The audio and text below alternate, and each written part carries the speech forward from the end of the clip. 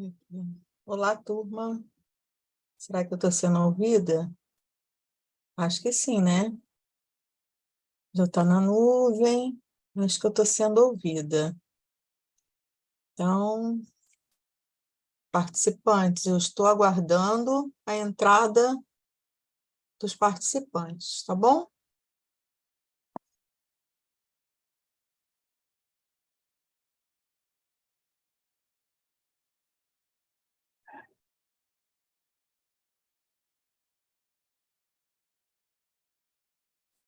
Aí eu tenho que deixar aberto.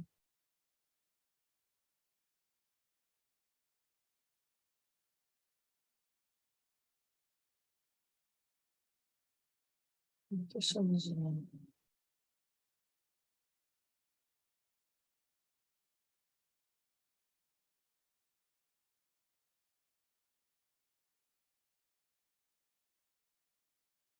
Ah.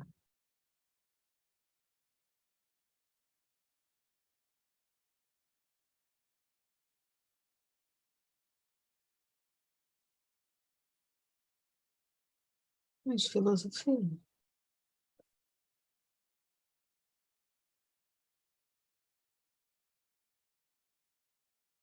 É.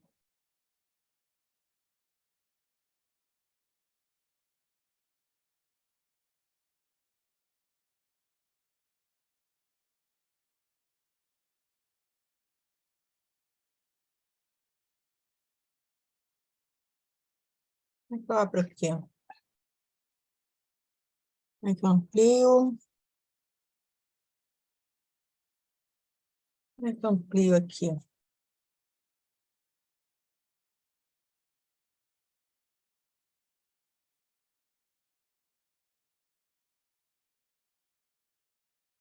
Olá, turma. Eu sou a professora Nádia Matos, de Filosofia, e nós vamos iniciar a Nívia Soares. Está entrando. Deixa eu ver aqui no chat aqui. Nívia Soares entrando. Perdi aqui o... Nívia, boa noite, Nívia, tudo bem? Aqui é a professora Nádia Matos, como vai? Dá para falar comigo? Rayane entrando, admitir aqui.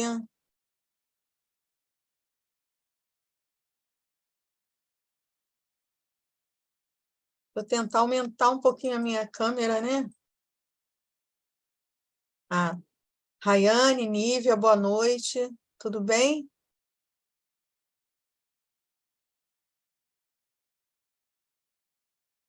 Deixa eu ver se tem mais alguém chegando.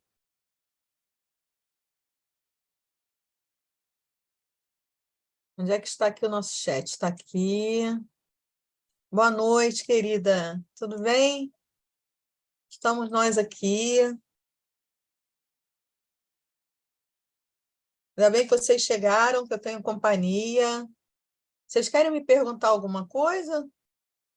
Tudo bem, espero que também esteja bem. Estou sim. É um prazer estar aqui de volta na nossa terceira web, né?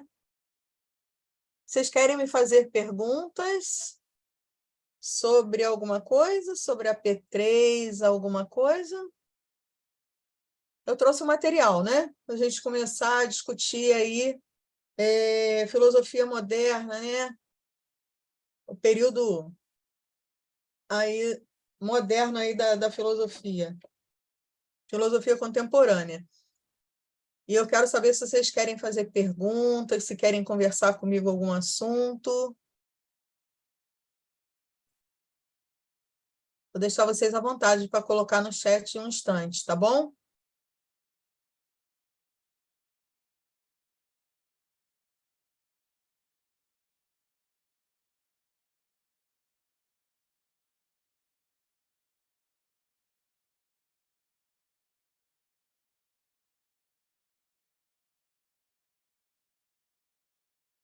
Gostaria de confirmar se a AP2 abrange as 4 primeiras aulas. Sim, sim. As 4 primeiras unidades, né? Os módulos, no caso. Sim, sim. Correto.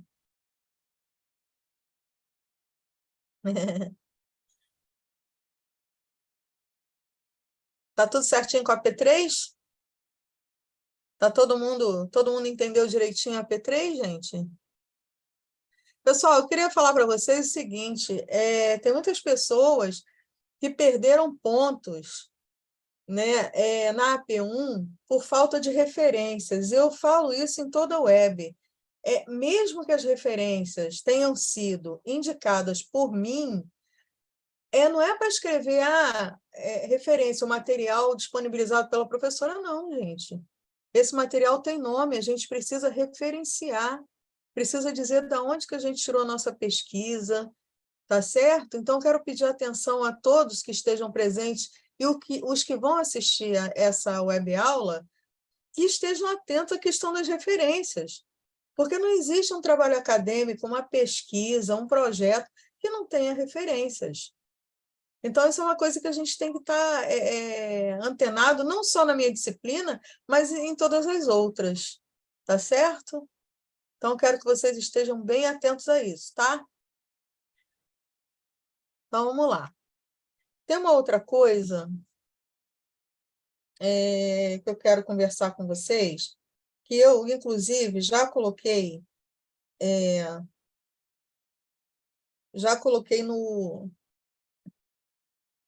avisos. Espera só um minutinho.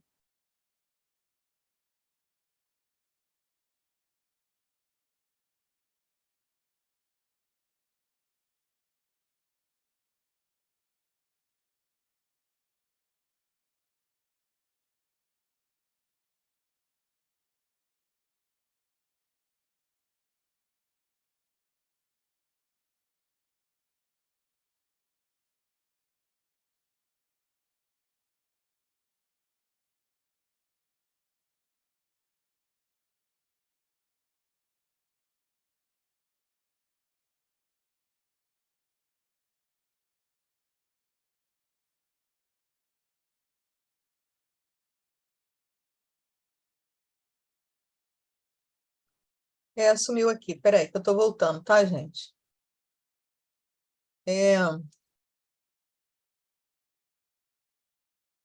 Estou tentando voltar.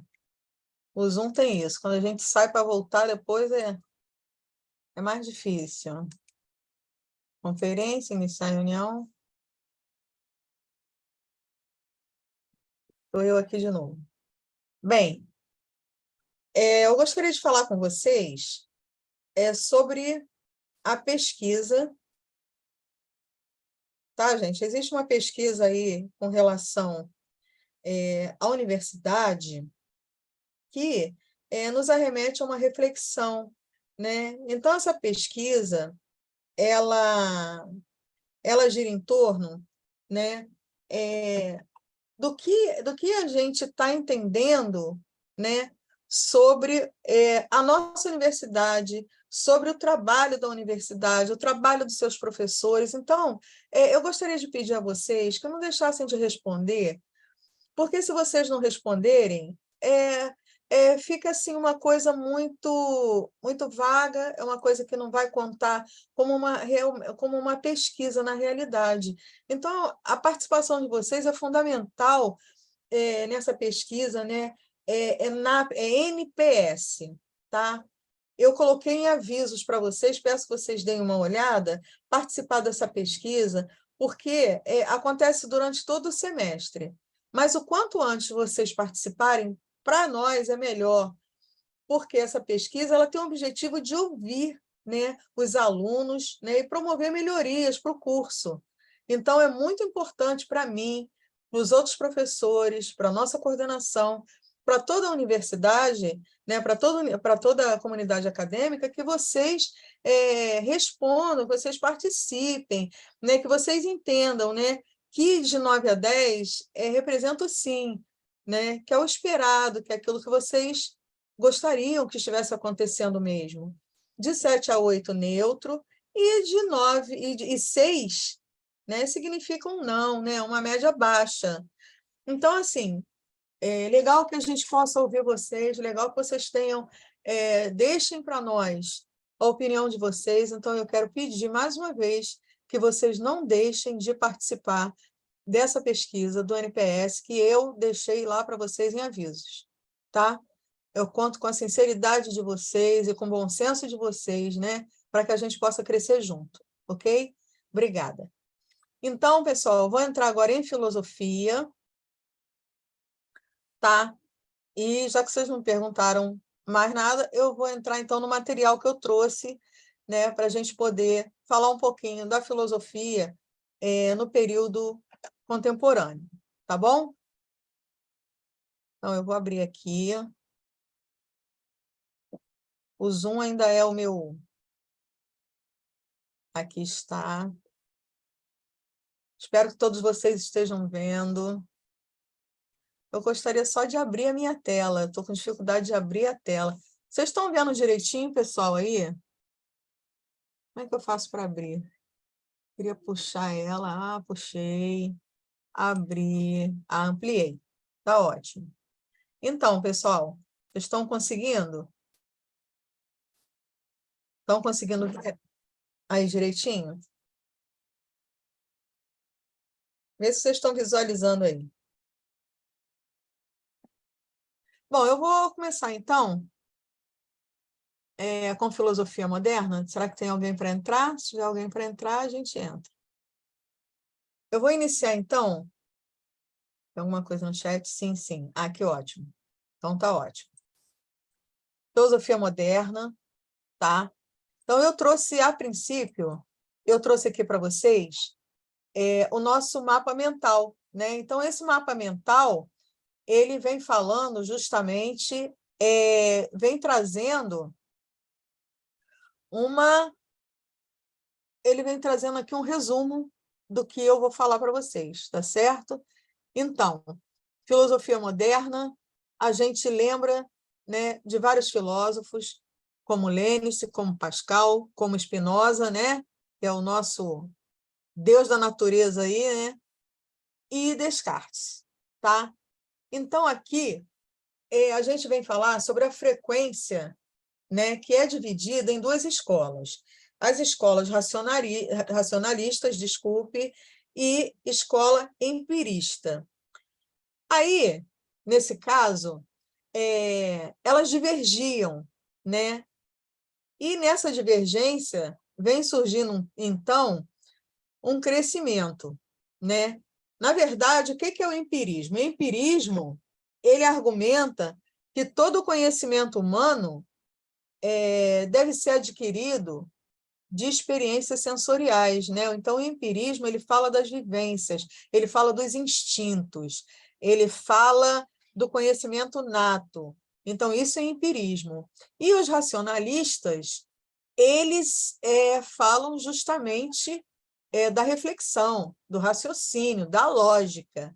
Então, essas duas opiniões, elas entram em confronto, né? E afirmam que o conhecimento poderia ser adquirido exclusivamente de forma racional para os racionalistas. E os empiristas sustentam que o conhecimento ele deriva dos sentidos da experiência, da vivência, como eu falei antes. Então, nesse confronto, tá, nasce o pensamento moderno, relacionado, então, ao novo, à mudança, à transformação, né, e a transformação é o progresso. Surge uma revolução, né? E a partir daí, né, vem, então, trazendo essa característica para a filosofia moderna, a ideia de progresso, né, que considera o avanço, né, sobre o antigo, a valorização do indivíduo, né, da subjetividade, da individualidade, né, como lugar da certeza e da verdade, a origem dos valores humanos, tá? E entra, então, aí também a questão do nascimento dessa modernidade, como eu já falei antes, que vem num período histórico, né, que se entende de 1457, 53 até 1789, com um conjunto de transformações que vem falando aí da Revolução Comercial. Então, no século XV, né, o ressurgimento, né, dos centros comerciais, né? Em Londres, Lisboa, enfim, em vários lugares aí, Sevilha, e outros impactos sobre a economia europeia. Então, as grandes navegações, as descobertas, o deslocamento do eixo, a formação do sistema colonial foi justamente nesse período, né? Que eu quero dizer para vocês que foi um período que a economia, que o capitalismo, né, alterou bastante a nossa visão de mundo na época. Então, a formação e o fortalecimento desses estados, eles trazem, então, o início dessa modernidade, mas que também modifica o absolutismo, a monarquia, né?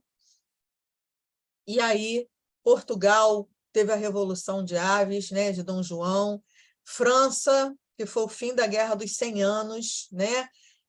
Espanha, casamento de Isabel, né, com Fernando, que foi o casamento que trouxe à Espanha uma total transformação, tá? Porque eles assumem aí a liderança, assumem aí a nação. E a Inglaterra, que foi o fim, né, da Guerra de Duas Rosas. Então, a partir daí, a sociedade moderna ela ascende para uma classe social burguesa, e os detentores do capital, a força do trabalho, a indústria, né, o comércio, as instituições culturais, o meio social, né? Então, isso tudo contribuiu para que a cidade moderna da filosofia trouxesse novos valores e se estabelecesse dentro do individualismo e do racionalismo, tá? Então, o individualismo ele vai falar da valorização do indivíduo, da libertação desse indivíduo, essa liberação, o competir com os outros pela subsistência e o espírito de competição. Já o racionalismo é a valorização da razão. Então, a possibilidade de crer, a capacidade de observar, refletir, discernir, então, é a lógica, é o sujeito da própria história. Tá? A partir daí, surge também a crise da igreja, né? A igreja católica, ela cai aí, né, em descontentamento, né? Porque ela tem uma vasta riqueza material num contexto de miséria, de fome e de guerra, né? Então, a Igreja Católica acumula toda aquela riqueza enquanto os povos estão morrendo, né, de fome, de miséria e em guerra. Essa comercialização de práticas religiosas, porque aí entra a questão do dinheiro, entra a questão da riqueza, né? Ela acaba absolvida dos pecados, né? Com a venda das relíquias que a Igreja Católica acumulou. E a condenação da usura, né? São Tomás de Aquino, ele diz preço justo por um produto, supostamente o preço de mão de obra, somado a uma matéria-prima. Então, aqui, a condenação dessa usura por São Tomás de Aquino. A filosofia muito presente na política, a filosofia muito presente na religião, a filosofia muito presente na sociedade, na família, né? A sociedade, a filosofia faz parte do nosso dia a dia, e eu digo isso sempre em todas as nossas webs, certo? Então, nós temos que ver a filosofia como ponto de apoio, realmente, para as nossas decisões, as nossas práticas. Porque eu estou falando aqui de quando que a filosofia passou a se chamar filosofia moderna, em que momento, que transformações aconteceram. Mas o que a gente tem que entender é que a filosofia ela é muito presente na nossa vida, né? Ela é muito presente no nosso dia a dia, seja na religião, seja na sociedade, seja na economia, seja na política, né? E a gente precisa entender que filosofia não é só reflexão dos tempos, né, de Roma e Grécia. A gente tem que entender que a filosofia ela faz parte dos nossos dias, né? Então, esse plano político aí, de poder excessivo dos papas, estava interferindo nos assuntos internos, né? Então, o plano econômico, a igreja era proprietária de imensas extensões de terra em diversos países, em vários lugares, e mantidas ainda pelo regime feudal. o desentendimento aí interno com o clero foi justamente por esses abusos cometidos. Então, questões teológicas, né, vieram à tona relacionadas à predestinação e teoria do livre-arbítrio. Então, a predestinação ela vai fazer parte justamente desse período fora do racionalismo, desse período em que a gente fala de uma vivência, né, no individualismo. Desculpe aí, espera aí, eu entrei aqui em outro... Então, ela vai falar desse individualismo, né, essa predestinação, essa coisa do acreditar, né, que você vem no mundo predestinado. E a teoria do livre-arbítrio ela é utilizada também até hoje quando se fala em raciocínio, né? Quando se fala no pensamento, onde o homem ele tem autonomia para decidir o caminho que vai seguir. Então, para o racionalismo, o homem não vem ao mundo predestinado a nada, porque Deus não ia dar a ele um caminho, não. Ele tem o direito de raciocinar, ele tem o direito de escolher. Assim, o racionalismo fala na teoria do livre-arbítrio, tá certo? Aqui, a reforma religiosa, né, de Marinho Lutero fala da renovação da igreja. No início começou pela Alemanha, e aí porque a igreja possuía grande quantidade de terra. Então, aí rompe-se então a concepção passiva do homem entregue unicamente aos desígnios divinos. Já começa a se pensar, reconhecer o trabalho humano como fonte de alegria, né, e de riqueza legítima, e de felicidade. Então, já começa a ver que o trabalho traz ao homem uma dignidade, traz ao homem riqueza, felicidade. Então, as pessoas constroem a sua identidade através do trabalho, né? E esse trabalho concebe a razão humana, né? A extensão do poder divino. Então, deixa eu ver se tem alguém aqui para entrar. Será que tem alguém entrando? Não. Então, não é que a pessoa seja designada. Essa pessoa ela está aqui para se evoluir, para ela construir, para ela fazer por onde ter alguma coisa, fazer por onde estar presente no mundo, né? E fazer parte desse mundo da forma mais digna possível. Tá? Então, o homem colocou essa condição, né, de pessoa livremente, de se responsabilizar pelos seus atos de forma autônoma. E aí se criou, então, os valores humanos. Parar de jogar tudo a culpa em Deus, né? E começar a reconhecer que nós, os seres humanos, temos capacidade para entender o que está certo e o que está errado na vida da gente. Construir, né, o nosso caminho. Então, contra a reforma, né, as medidas tomadas pela Igreja Católica foi a proibição de acumulação de cargos ecléticos, né, e a proibição de venda de indulgências, ou seja, artigos, né, e de também joias, essas coisas que a Igreja tem muito ouro.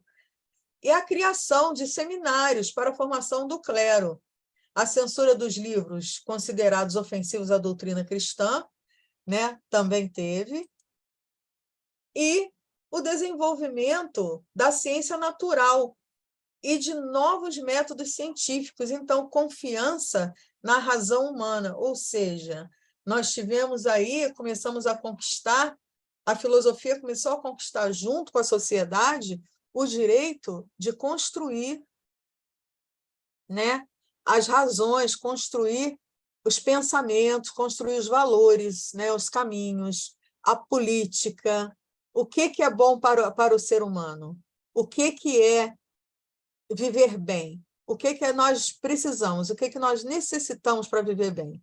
Então, a invenção da imprensa, entrando aí nesse momento, possibilitou, então, textos clássicos, né, gregos e romanos, contribuindo para uma mentalidade renascentista, né, que deu origem, então, ao pensamento crítico. né? Então, essa divulgação de obras científicas, filosóficas e artísticas trouxe ao homem, assim, a universalização dos valores humanos. Começa a se pensar que todo ser humano é igual, a dor é igual, né? O que um quer conquistar o que as pessoas querem conquistar em si é paz, saúde, felicidade, família. Então, nós temos valores muito universais, né? Claro, cada um economicamente pelo seu caminho, mas os valores humanos, eles são universais. Então, essa evolução científica, nos séculos 7 e 8, trouxe a ciência moderna, nascendo, então, aqui os nossos filósofos, cientistas, né? Galileu, Kepler, Newton, né? Que trouxeram aí para nós leis científicas para explicar matematicamente os fenômenos, né? Testados e verificados empiricamente, né? Para que nós pudéssemos acreditar que a obra de Deus, que nós somos uma extensão de Deus, mas que nós temos que criar, que nós temos que nos aperfeiçoar e evoluir, né? Então, está aqui, que nessa altura a ciência já estava autônoma, né? E relativamente à filosofia também, que se tornou aí um conhecimento popular, né? Com fenômenos mediante uma linguagem bastante rigorosa. Galileu aí introduz a luneta nas suas investigações, olhando o cosmo, né? Descobre as montanhas da Lua, as fases de Vênus, tá? E satélites em Júpiter. E levado ao tribunal para a Inquisição em 1632, como se ele fosse algo além da razão, como se ele estivesse falando de algo além das verdades, como se ele estivesse inventando, como se fosse um bruxo, né? E foi levado, então, à Inquisição. Em 1687, Newton aplica as matemáticas aos movimentos dos corpos e fala da gravitação, da lei da gravidade universal. E aí, a química, né, com Lavoisier também, que fala, em 1780, descobre aí o oxigênio, o papel da composição do ar, da água, combustão e materiais. Então, a gente pode ver que foi a era de várias descobertas científicas e que a razão aí estava predominando sobre a fé. A concepção, então, moderna de ciência substitui a antiga concepção da teoria. Então, o serviço da atividade ela é manipuladora e tecnológica, o que se entende que nada vai cair do céu. Nós precisamos realmente ter atitude, nós precisamos evoluir, raciocinar, ser proativos, para que a gente possa construir uma trajetória de vida que nos leve ao sucesso ou a algo que nos dê satisfação. E a Revolução Industrial surgiu aqui entre os séculos 18 e 19, e é a sequência imediata, né, da tecnologia, né, tecnociência. É o técnico e a ciência postos em práticas, né, ao mesmo tempo. Então, nesse século XIX, a crença ilimitada na ciência transforma em único conhecimento verdadeiro, infalível e contestado. Todos os outros saberes, como religião e filosofia, são formas imperfeitas e menores de compreensão à realidade. Então, as pessoas passaram a estar materialistas, né? E deixaram de acreditar na reflexão e deixaram de acreditar também na religião, né? Passaram a pensar na ciência, né, entendida como progresso e felicidade. Então, o materialismo começou a tomar parte aí nesse período da modernidade. Então, pessoal, aqui sobre a filosofia moderna, eu termino essa nossa parte aqui, mas quero conversar com vocês, quero falar com vocês. Olá para quem chegou. Para quem chegou, boa noite. Alguém quer falar comigo? Alguém quer falar alguma coisa comigo? Anívia, Rayane, Gisele. Alguém quer conversar comigo? Thalia, boa noite. Boa noite, Gisele. Tudo bem? Então, vocês querem fazer alguma pergunta sobre o que eu acabei de explicar, sobre a filosofia moderna? Vocês querem conversar sobre a P3? Vocês querem perguntar alguma coisa?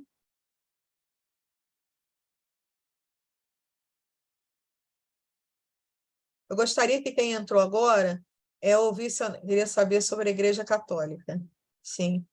Professora, pode falar da sua P3, sim. Tá. Eu vou falar. Então, assim, eu gostaria só de pedir para quem entrou agora na nossa aula que fizesse a gentileza de assistir a nossa transmissão aí, desde o início, a nossa gravação, que eu vou disponibilizar mais tarde. Eu gostaria de pedir para assistirem, tá? Porque é importante para nós as mensagens anteriores também. Eu vou ver se eu quer saber sobre a Igreja Católica, Thalia. Bem, Thalia, a Igreja Católica, eu não quero ser tendenciosa, não quero demonstrar assim uma tendência, não. Eu quero falar de uma forma apenas compreensível. A Igreja Católica, ela sempre foi dominadora. Isso daí a gente não pode negar. A Igreja Católica sempre dominou, né? A Europa, em especial a Europa, né? E em várias partes do mundo. No Brasil, né? Quem descobriu as terras que foram os índios, os donos da terra são os índios, mas quem veio colonizar, quem veio tomar, foram justamente os portugueses, né? E com essa chegada dos portugueses, falando novamente no catolicismo, a gente precisa dizer que foi um período assim, né, em que a Igreja Católica ela era muito,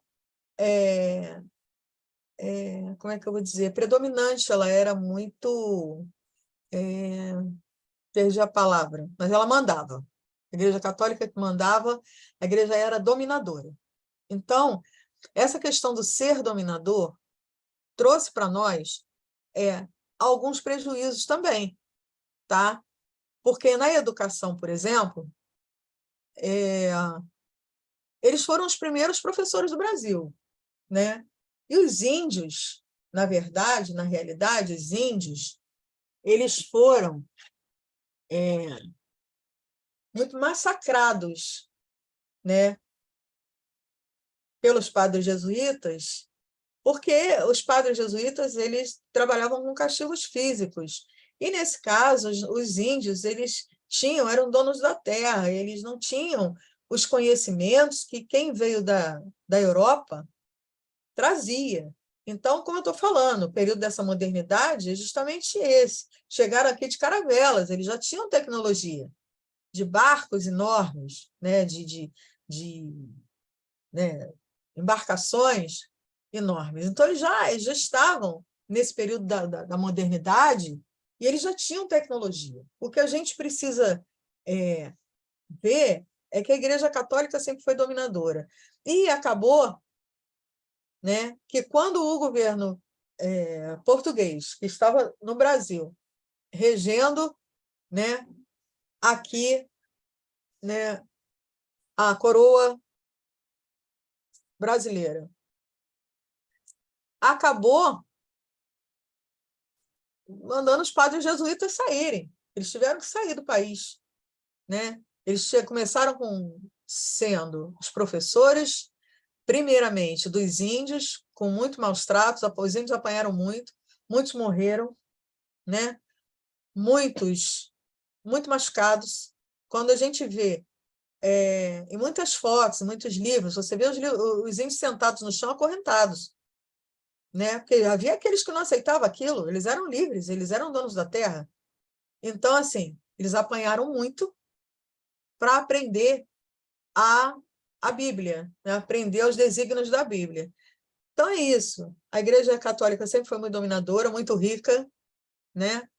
E aqui no Brasil, eles já iniciaram, né, a era deles, a chegada deles, com muito sofrimento, né? Sendo eles os primeiros professores do Brasil, e trouxe em especial para os índios muito sofrimento, muita morte, enfim. E aí foram criadas algumas escolas que também eram frequentadas só pela burguesia, só os filhos dos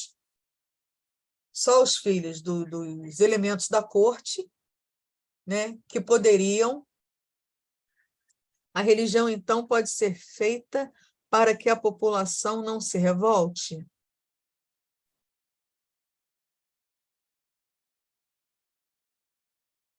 Thalia, eu não diria que a religião foi feita para que a população não se revolte. Eu diria que a religião foi feita para dominar. Então, assim, eu acho complicado falar assim de toda a religião. A religião ela impõe para você caminhos, né? Ó, vamos pensar em Deus, nós temos que ter valores, a religião ela emprega valores, e isso aí é uma coisa boa na construção do indivíduo. Eu considero isso muito bom na construção do indivíduo. Mas eu não posso aceitar, por exemplo, que na África, enfim, onde o catolicismo também é predominante, eu não posso aceitar que num período em que a AIDS estava, sabe, matando inúmeras pessoas, o aconselhamento das irmãs era que não se poderia usar preservativo, né? Que não se poderia evitar, né, a gravidez, enquanto que eles morrem de fome e elas próprias estavam cuidando dos aidéticos, de uma situação assim muito difícil. Então, essa pregação contra, né, o uso da camisinha, contra o uso do preservativo para quem está morrendo de AIDS, porque com o argumento de que Deus não aceitaria o uso do preservativo, que o preservativo não estaria só prevenindo a doença, mas também prevenindo a concepção, a gravidez, e que seria uma coisa de Deus. Então, assim, eu acho que Deus, bom, aí eu vou ter que entrar com o meu lado pessoal humano. Eu não acredito que Deus nos deu capacidade para raciocinar. Se Deus nos deu capacidade para raciocinar, para criar, para descobrir, para ter ciência, então eu acho que a gente precisa também ver a questão ciência e saúde. É como a pandemia, é como a vacinação, não é? É como religiões que não aceitam determinados procedimentos cirúrgicos, procedimentos necessários, que tem religiões que não aceitam.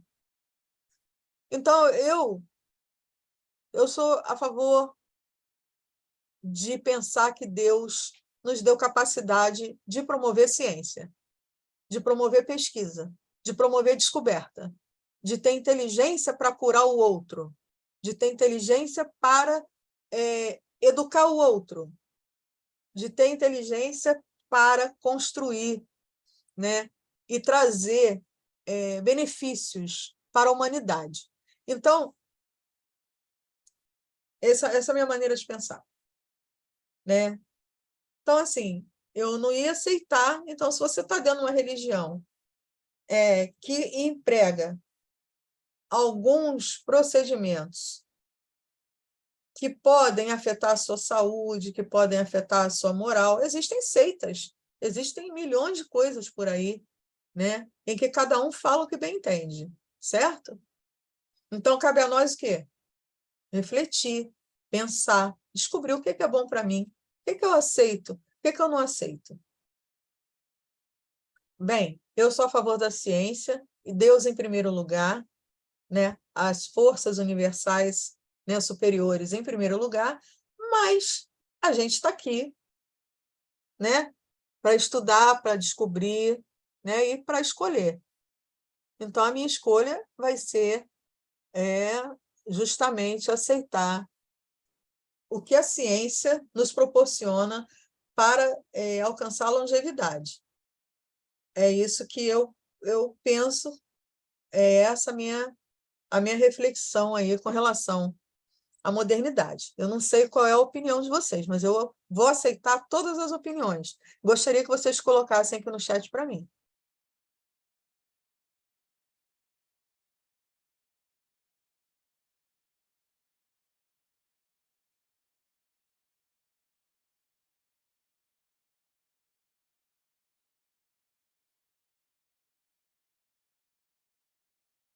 Concorda, Thalia? Pois é, entende? Independente da religião de cada um, eu acho que a gente tem que ponderar, porque nós somos seres humanos, até os representantes, por exemplo, da Igreja Católica, representante da Igreja Evangélica, representante do Espiritismo, representante do Budismo, enfim, são todas pessoas. Nível, eu acho a gente preza pela lógica, certo? A gente preza pela lógica. Eu fui vacinada. Eu não sei, eu já 5 vezes, eu acho, até, né? Então, assim, a nossa política, o nosso governo na época não estava apoiando a vacinação, né? Demorou, o Brasil demorou a começar, e, né? Isso que a senhora falou sobre a Igreja Católica, é fato que até hoje isso acontece? É fato, é fato. É fato que até hoje acontece. A Igreja Católica ela tem um predomínio, né? Ela tem um domínio, só que hoje um pouco mais, né? É um pouco menos do que nos séculos 17 e 18, né? Tanto que vocês fizeram aquele trabalho que eu pedi para vocês sobre aquele filme Em Nome de Deus, que já era período medieval. Então, esse trabalho da P1, Em Nome de Deus, do período medieval, vocês viram, né? Aquilo ali é um fato real, que aconteceu ali com aquele professor, né? E com É, que legal, legal. É bom quando a gente traz interesse, né? Exatamente, é isso aí. A gente tem que entender aonde que a gente chegou aqui, mas por onde que a gente teve que passar para chegar até aqui, né? Então, aquele rapaz, né? Aquele professor de filosofia, ele foi castrado, né? Ele se apaixonou por aquela moça, não é? Que era filha de um elemento do clero. Eles se apaixonaram e ele acabou sendo tragicamente, né? Passando tragicamente por essa experiência aí, né? Da castração. Então, esse é o predomínio. Para vocês verem o quanto que era difícil fugir das regras da igreja. Horrível, né? Isso aí é horrível, né? Thalia, nos Estados Unidos estão voltando a ter leis antigas bem preconceituosas, o que poderá acontecer com o mundo moderno que temos hoje. Pois é, pois é. A gente trabalha tudo isso. A gente trabalha tudo isso. O preconceito, a gente trabalha a diversidade, a gente fala, né, que o diferente ele vai trazer enriquecimento, né? É como eu digo sempre, eu sou deficiente físico, né? Então, assim, é difícil, difícil, né? Quando eu entro numa sala de aula pela primeira vez, meus alunos ficam assim. É como se eles estivessem me julgando por aquilo ali, né? Só que eu tenho um problema de locomoção. Então, assim, a minha capacidade de raciocínio não foi afetada. Então, nada disso tem significado para mim. Meu problema é de locomoção, não é um problema cognitivo. Mas a pessoa ela está sempre te julgando pela aparência. É o que é diferente, é o que é o preconceito, é o que é aquilo que não está dentro, né, dos padrões. Então, não estar dentro dos padrões é difícil, é difícil. O gordo, né? O deficiente, o negro, né, gente? Então, todas essas, o velho, o idoso, a própria mulher, né? Então, agora vocês têm um trabalho para falar no corpo de mulher, né? Espera aí que eu vou lá pegar, senão a gente vai perder o tempo aqui. E eu vou passar para outra web. Espera aí, deixa eu achar a P3, tá? Rapidinho.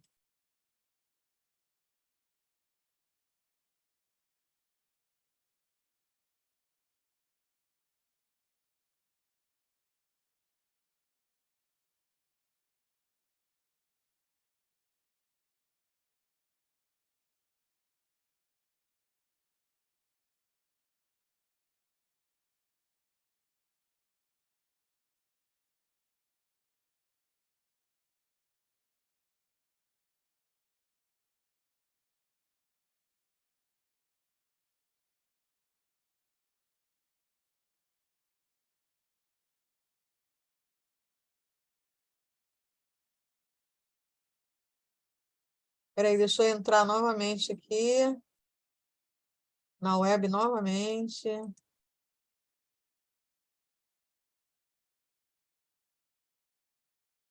Vocês estão me ouvindo, né? Estou querendo aqui ampliar, não estou conseguindo ampliar. É difícil quando a gente sai e voltar. Espera aí que eu vou voltar, gente. Vocês estão vendo aí na tela? Por favor, coloquem no chat. Eu que não estou. Não sei se vocês estão vendo na tela.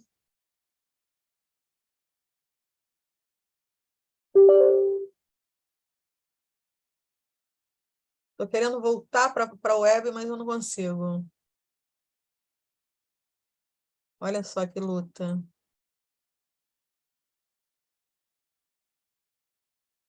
Quero voltar para a reunião e não consigo.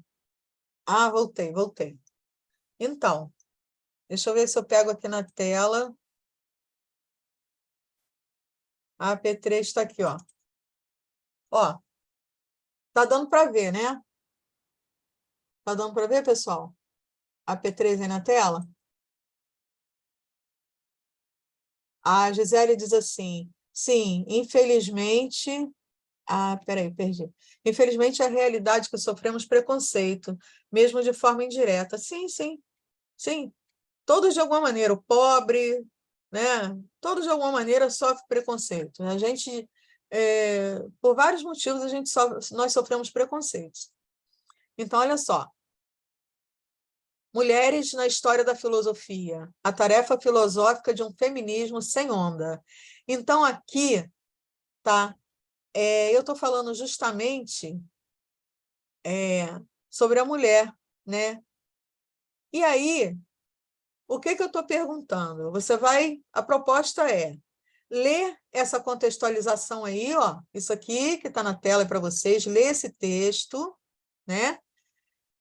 Sobre o assunto Mulher e Filosofia, fazer a leitura do artigo Corpo de Mulher, que eu coloquei na Mediateca, sumiu tudo, e agora eu mandei para vocês para o e-mail, tá? Mas botei lá de novo, na Mediateca de novo, mas mandei por e-mail que é para vocês não perderem. E resumir esse artigo, eu pedi para resumir por tópicos, tá? E fazer uma conclusão própria. Só isso. Tá bom? Ler esse texto que eu botei, fazer a leitura do artigo Corpo de Mulher e resumir por tópicos. É isso que eu pedi para vocês. Então, eu estou pedindo para vocês enviarem em um Word ou PDF, tá? Pode ser feito em dupla ou individualmente. Pelo amor de Deus, não apareçam 4 pessoas com o mesmo trabalho. Pelo amor de Deus. É muita gente, né, gente? Então, aí até 3 tudo bem, mas 4 eu já acho muito, tá bom? Então, eu vou pedir a vocês isso, que... não sei o que é isso aqui, amarelo. Ah, tá aqui. Ah, tá. Deixa eu pegar aqui. Então, eu vou pedir a vocês isso, que quando fizerem, coloque a referência. Coloque a referência. Ah, professora, mas é você que está dando. Você que está dando para nós aí os livros, está dando aí toda... Mas é para colocar referência do que eu estou dando mesmo. E do que vocês mais acrescentarem. Não. Número de laudas eu não tenho, Nívia. Tá bom? Estou deixando vocês livres aí para resumir o artigo do jeito que quiserem, fazerem a conclusão. Porque eu vou me apegar mais na conclusão, mas não deixem de fazer o resumo. Tá bom? E a referência. Tá? Beleza. Então, meus amores, por hoje era isso que eu queria conversar com vocês. Querem fazer mais alguma pergunta? Querem? Eu que agradeço. Eu que agradeço a presença de vocês, que tenham uma boa noite. Espero que vocês tenham aproveitado algo da minha aula, da minha web aula. Espero que vocês voltem para as próximas. Pode, está escrito lá, Thalia, que pode ser individual ou em dupla. Tá? Eu deixo sempre, tem que ter sempre essa flexibilidade aí para poder vocês terem tranquilidade para estudar. Tá bom? Quero deixar um beijo para vocês, um beijo no coração. Tá? Eu tenho certeza que só sucesso. Beijo, beijo, beijo. A gente se vê, então, na próxima, tá bom? Daqui a pouco a gente uma, né, Nívia? Tá certo. Você vai para outra web, né? Tá legal. Então, tá bom. Ó, um beijo para vocês. Fiquem com Deus. Tá? Muito obrigado pela presença. Espero que todos possam assistir aí a nossa gravação. Tá? Até a próxima, pessoal.